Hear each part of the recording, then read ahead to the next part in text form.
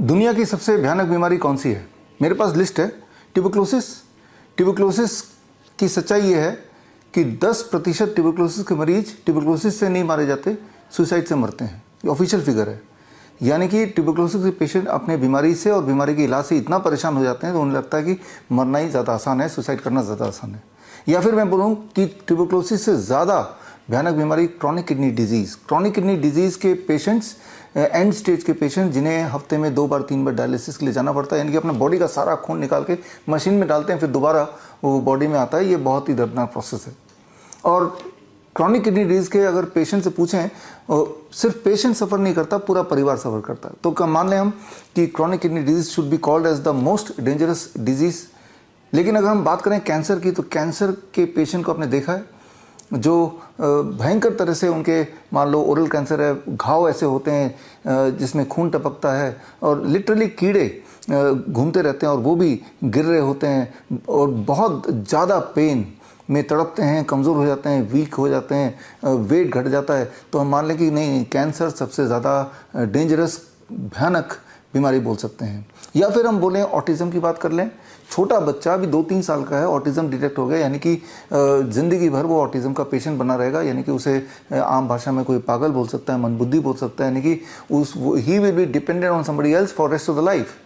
तो क्यों ना हम ऑटिज़म को सबसे भयानक बीमारी बोल लें। या फिर हम इनफर्टिलिटी की बात कर लेते हैं। इनफर्टिलिटी जो सोशल स्टिग्मा से जुड़ा हुआ भी है, इरेक्टाइल डिसफंक्शन, इनफर्टिलिटी।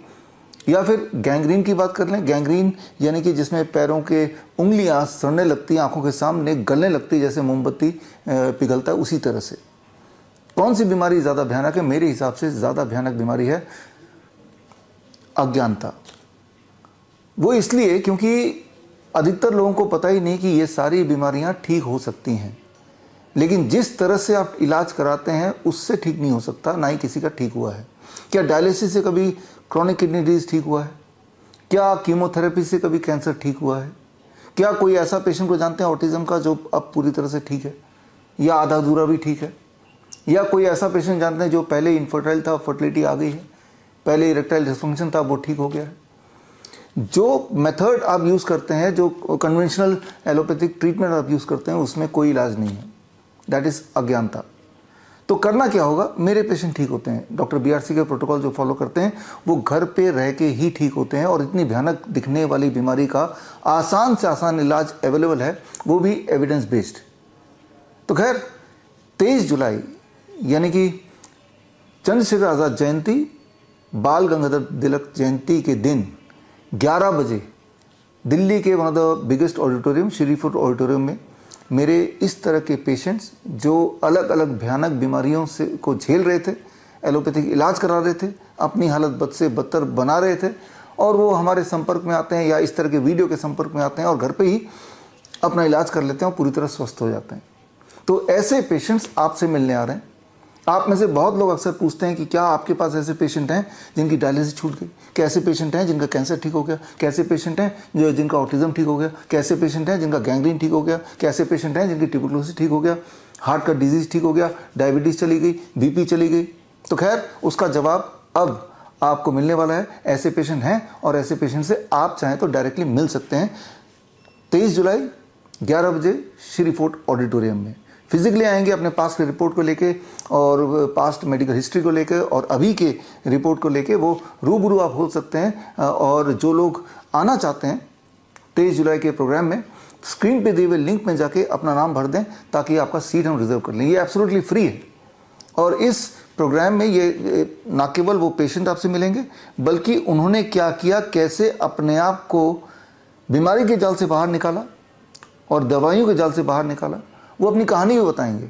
और मैं खास ट्रेनिंग, एडवांस ट्रेनिंग आपको दूंगा, जिसके माध्यम से घर बैठे ही आप भी ऐसा कुछ करके अपने आप को बीमारी से, दवाइयों से और डॉक्टरों से आज़ाद कर सकते हैं।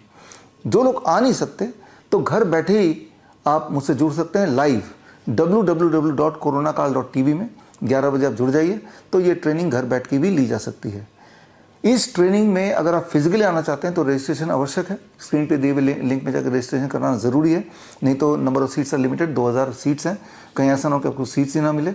और इस ट्रेनिंग में जब आएंगे तो जब वापस जाएंगे तो आपको 500 पेज का एक रेफरेंस बुक मैं आपको दूंगा, that is free, everything is free.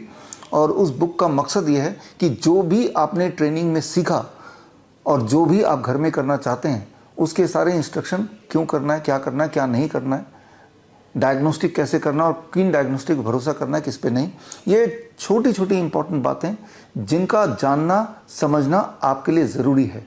After all it is a matter of your life and death. तो खैर, हम मिलेंगे 23 जुलाई सुबह 11 बजे श्री फोर्ट ऑडिटोरियम में, या फिर ऑनलाइन हम जुड़ेंगे। All the best, thank you, जय हिंद। लाइफस्टाइल डिजीज हो या इन्फेक्शियस इलनेस, कॉस्मेटिक्स हो या पेन मैनेजमेंट, घर पर ही बनाएं अपनी दवा। Ancient wisdom and modern evidence base का अनोखा मिश्रण। Join 1 month online training, be a certified Neem therapy practitioner.